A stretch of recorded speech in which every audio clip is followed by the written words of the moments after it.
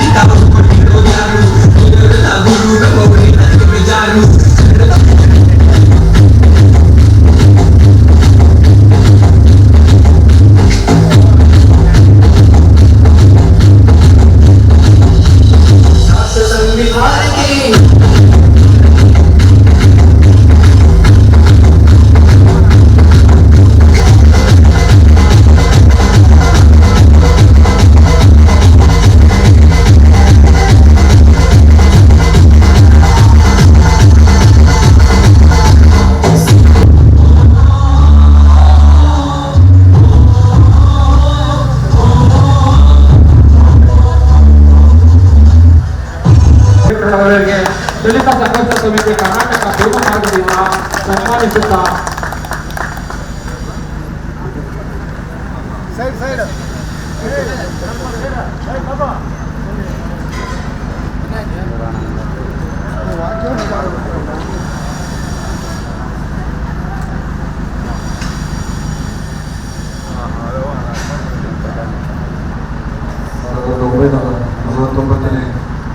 November 26ನೇ ತಾರೀಕಿನಂದು ಭಾರತ ದೇಶಕ್ಕೆ ಇಡೀ ವಿಶ್ವವೇ ಮೆಚ್ಚುವಂತಹ ವಿಶ್ವವೇ ಅಭಿನಂದಿಸುವಂತಹ ಸುದೀರ್ಘವಾದ ಲಿಖಿತ ಸಂವಿಧಾನ, ಇಡೀ ವಿಶ್ವದಲ್ಲೇ ಸುದೀರ್ಘ ಲಿಖಿತ ಸಂವಿಧಾನ ಯಾವುದಾದ್ರೂ ಇದ್ರೆ ಅದು ನಮ್ಮ ಈ ಭಾರತದ ಸಂವಿಧಾನ. ಇಂತಹ ಒಂದು ಸಂವಿಧಾನದ ರಚನಾ ಕಾರ್ಯ ಪೂರ್ಣಗೊಂಡು ಅದನ್ನ ಭಾರತ ದೇಶಕ್ಕೆ ಅರ್ಪಿಸಿಕೊಂಡಂತಹ ಅಂಗೀಕರಿಸಿಕೊಂಡಂತಹ ಒಂದು ದಿನವಾಗಿದೆ ನವೆಂಬರ್ 26. ಈ ಸಂವಿಧಾನ ಜನವರಿ 26, 1950ರಲ್ಲಿ ಜಾರಿಗೆ ಬಂದಾದರೂ ಸಹ ಇದರ ಸುದೀರ್ಘ ರಚನಾ ಕಾರ್ಯ ಪೂರ್ಣಗೊಂಡಂತಹ ಸುದಿನ. ನವೆಂಬರ್ 26.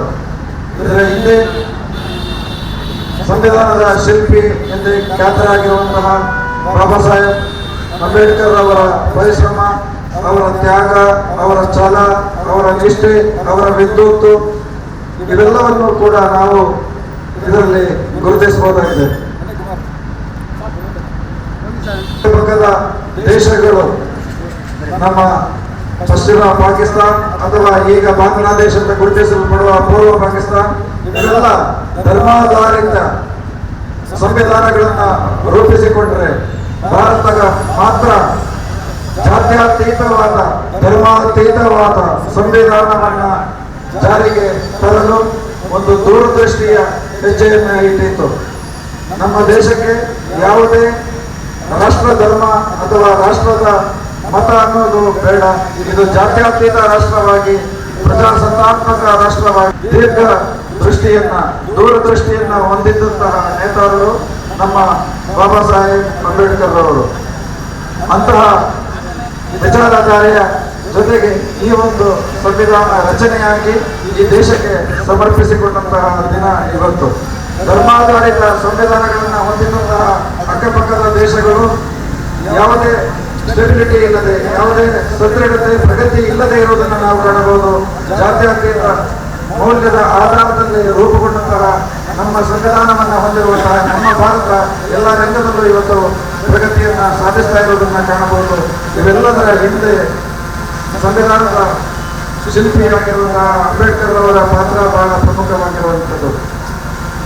ನಮ್ಮ ದೇಶಕ್ಕೆ ಸಹೋದರತೆ, ಭಾವೈಕ್ಯತೆ, ಸಮಗ್ರತೆಯನ್ನ ಪ್ರತಿಪಾದಿಸುವಂತಹ ಅಂಶಗಳನ್ನ, ನಮಗೆ ಮೂಲಭೂತ ಹಕ್ಕುಗಳನ್ನ, ನಮಗೆ ಮೂಲಭೂತವಾದಂತಹ ಪ್ರತಿಯೊಬ್ಬ ನಾಗರಿಕ ಪಾಲಿಸಬೇಕಾಗಿರುವಂತಹ ಜವಾಬ್ದಾರಿಗಳನ್ನ, ಮೂಲಭೂತ ಕರ್ತವ್ಯಗಳನ್ನ ಪ್ರತ್ಯೇಕವಾಗಿ ನಿರೂಪಿಸಿಕೊಟ್ಟಿರುವಂತಹ ಒಂದು ಬೃಹತ್ ರೂಪರೇಷೆಯನ್ನ, ಚೌಕಟ್ಟನ್ನ ನಮ್ಮ ಸಂವಿಧಾನ ಈ ದೇಶಕ್ಕೆ ನೀಡಿತ್ತು. ಇಂತಹ ಒಂದು ಸುಂದರವಾದ, ಅರ್ಥಗರ್ಭಿತವಾದ ಸಂವಿಧಾನವನ್ನು ಹೊಂದಿರುವಂತಹ ನಾವು ಆ ಸಂವಿಧಾನವನ್ನು ದೇಶಕ್ಕೆ ಸಮರ್ಪಿಸಿಕೊಂಡಂತಹ ದಿನವನ್ನ ಇವತ್ತು ನಾವು ಹೆಮ್ಮೆಯಿಂದ ಆಚರಿಸಿಕೊಳ್ತಾ ಇದ್ದೇವೆ. ಪ್ರತಿಯೊಬ್ಬರಿಗೂ ಈ ಸಂವಿಧಾನ ಸಮರ್ಪಣಾ ದಿನದ ಶುಭಾಶಯಗಳನ್ನ ಕೋರ್ತಾ ಇದ್ದೀವಿ. ಎಲ್ಲರಿಗೂ ಅಭಿನಂದನೆಗಳು.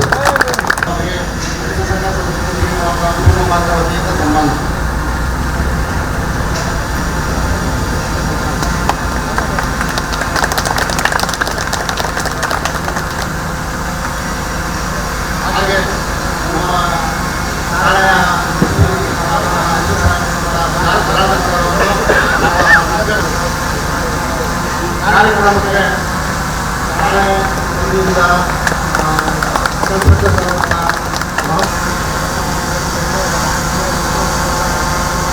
ನೀಡಲಿದ್ದಾರೆ.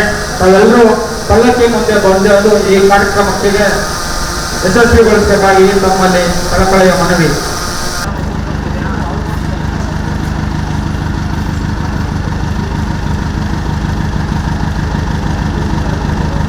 ಸಂವಿಧಾನ ಜಾಗೃತಿ ಮೆರವಣಿಗೆ ಚಾಲನೆ ನೀಡಲಾಗಿದೆ. ಸನ್ಮಾನಿತರಿಗೆ ಧನ್ಯವಾದಗಳು.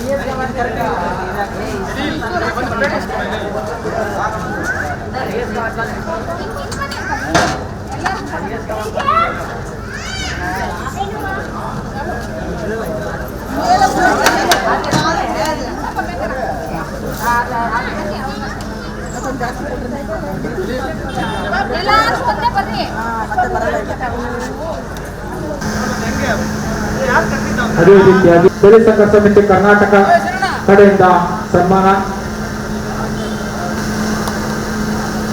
ಜಯಣ್ಣವರು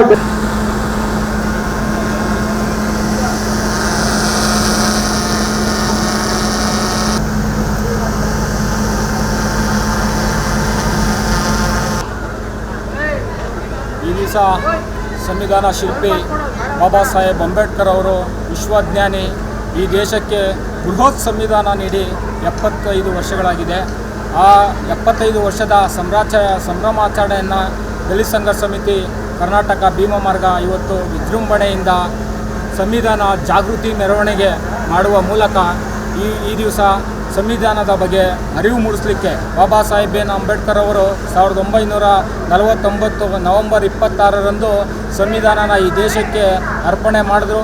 ಆ ದಿವಸದ ಅಂಗವಾಗಿ ಇವತ್ತು ನಾವು ಬಾಬಾ ಸಾಹೇಬ್ ಅಂಬೇಡ್ಕರ್ ಅವರು ಸಂವಿಧಾನ ಬರೆಯಲಿಕ್ಕೆ 2 ವರ್ಷಗಳ ಕಾಲ 11 ತಿಂಗಳು 17 ದಿವಸಗಳ ಕಾಲ ತಮ್ಮ ಇಡೀ ಜೀವನವನ್ನು ಅದಕ್ಕೆ ಮುಡುಪಾಗಿಟ್ಟರು. ತಮ್ಮ ಆರೋಗ್ಯವನ್ನು ಲೆಕ್ಕಿಸದೆ ಇವತ್ತು ಬೃಹತ್ ಸಂವಿಧಾನವನ್ನು ಈ ಭಾರತಕ್ಕೆ ಕೊಟ್ಟು ಇಡೀ ವಿಶ್ವದ ನಾಯಕರಾಗಿದ್ದಾರೆ. ಆ ಸಂವಿಧಾನದ ಜಾಗೃತಿ ಮೂಡಿಸುವಂಥದ್ದು ಸಂಘಟನೆಗಳ ಜವಾಬ್ದಾರಿ ಆಗಿರೋದ್ರಿಂದ ಆ ಸಂಘಟನೆಯ ವತಿಯಿಂದ ದಲಿತ ಸಂಘರ್ಷ ಸಮಿತಿ ಭೀಮ ಮಾರ್ಗದ ವತಿಯಿಂದ ಇವತ್ತು ಸಂವಿಧಾನ ಜಾಗೃತಿ ಕಾರ್ಯಕ್ರಮವನ್ನು ಹಮ್ಮಿಕೊಂಡಿದ್ದೀವಿ.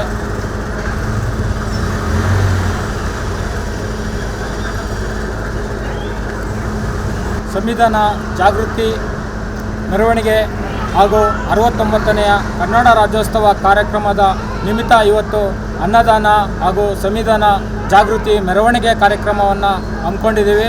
ದಲಿತ ಸಂಘರ್ಷ ಸಮಿತಿ ಕರ್ನಾಟಕ ಭೀಮ ಮಾರ್ಗ ರಾಜ್ಯಾಧ್ಯಕ್ಷ ಆಂಜನೇಯ. ಜೈ ಭೀಮ್. ಜೈ ಜೈ ಜೈ ಜೈ ಭೀಮ್. ಜೈ ಭೀಮ್. ಜೈ ಜೈ ಜೈ ಜೈ ಜೈ ಭೀಮ್. ಜೈ ಭೀಮ್. ಜೈ ಭೀಮ್. ಜೈ ಭೀಮ್. ಏನು ಈ ದಿನ ಭಾರತದ ರಾಷ್ಟ್ರೀಯ ಸಂವಿಧಾನ ದಿನ ನವೆಂಬರ್ 26, 2017ರಲ್ಲಿ ನರೇಂದ್ರ ಮೋದಿ ಘೋಷಣೆ ಮಾಡ್ತಾರೆ. 2016-17ರಲ್ಲಿ ಅದಾದ ನಂತರ ನಿರಂತರವಾಗಿ ದಲಿತ ಸಂಘರ್ಷ ಸಮಿತಿ ಭೀಮ ಮಾರ್ಗ ಕರ್ನಾಟಕ ಈ ಪ್ರತಿ ವರ್ಷ ತಪ್ಪದೆ ನಮ್ಮ ಸಂಘಟನೆ ವತಿಯಿಂದ ಪ್ರತಿ ವರ್ಷ ನವೆಂಬರ್ 26 ವಿಜೃಂಭಣೆಯಿಂದ ನಮ್ಮ ಇಲ್ಲಿ ಸುತ್ತಮುತ್ತಲಿರುವ ಜನಗಳಿಗೆ ಸಂವಿಧಾನದ ಜಾಗೃತಿ ಮೂಡಿಸೋ ಕಾರ್ಯಕ್ರಮ ನಿರಂತರವಾಗಿ ಮಾಡ್ಕೊಂಡು ಬರ್ತಾನೆ ಇದ್ದೀವಿ ನಾವು. ಈ ವರ್ಷ ವಿಭಿನ್ನವಾಗಿರಲಿ ಅಂತ ಕನ್ನಡ ರಾಜ್ಯೋತ್ಸವ ಮತ್ತು ಸಂವಿಧಾನ ಸಮರ್ಪಣಾ ದಿನ ಎರಡನ್ನೂ ಒಂದೇ ಸಾರಿ ಮಾಡಿ ಒಂದು ಸ್ವಲ್ಪ ವಿಜೃಂಭಣೆಯಿಂದ ಪಲ್ಲಕ್ಕಿ ಮೆರವಣಿಗೆ ಈ ಮೂಲಕ ಈ ಸುತ್ತಮುತ್ತಲಿನ ಗ್ರಾಮಗಳಲ್ಲಿ ರಾಜಬೀದಿಗಳಲ್ಲಿ ಮೆರವಣಿಗೆ ಮಾಡ್ತಾ ನಮ್ಮ ಜನಗಳಿಗೆ ಅರಿವು ಮೂಡಿಸೋ ಕಾರ್ಯಕ್ರಮನ ಹಮ್ಮಿಕೊಂಡಿದ್ದೀವಿ. ಕನ್ನಡ ರಾಜ್ಯೋತ್ಸವ ಕಾರ್ಯಕ್ರಮವನ್ನು ಮಾಡಿದ್ದೀವಿ. ಎರಡನೇದಾಗಿ ಈ ಕಾರ್ಯಕ್ರಮ ಆದ ನಂತರ ಒಂದು ಅನ್ನ ಸಂತರ್ಪಣೆ ಕಾರ್ಯಕ್ರಮ ಮಾಡ್ಕೊಂಡಿದ್ವಿ. ಮುಂದಿನ ದಿನಗಳಲ್ಲಿ ಹೆಚ್ಚೆಚ್ಚಾಗಿ ಈ ಥರ ಮಾಡ್ಕೊಂಡು ಹೋಗಬೇಕು ಅಂತ ಹೇಳ್ಬಿಟ್ಟು ನಮ್ಮ ಸಭೆಯಲ್ಲೆಲ್ಲ ತೀರ್ಮಾನ ಮಾಡಿದ್ದೀವಿ. ಮುಂದಿನ ದಿನಗಳಲ್ಲಿ ನಾವು ಜಾಗೃತಿ ಮೂಡಿಸೋ ಕಾರ್ಯಕ್ರಮ ತುಂಬ ಹೆಚ್ಚಾಗಿ ಮಾಡ್ಕೊಂಡು ಹೋಗ್ತಾ ಇರ್ತೀವಿ. ಜೈ ಭೀಮ್. ಜೈ ಜೈ ಜೈ ಜೈ ಜೈ ಭೀಮ್. ಹೆಸರು ಶಿವಕುಮಾರ್ ಅಂತ, ದಲಿತ ಸಂಘರ್ಷ ಸಮಿತಿ ಕರ್ನಾಟಕ ಭೀಮ ಮಾರ್ಗ ಬೆಂಗಳೂರು ಜಿಲ್ಲಾ ಪ್ರಧಾನ ಕಾರ್ಯದರ್ಶಿ.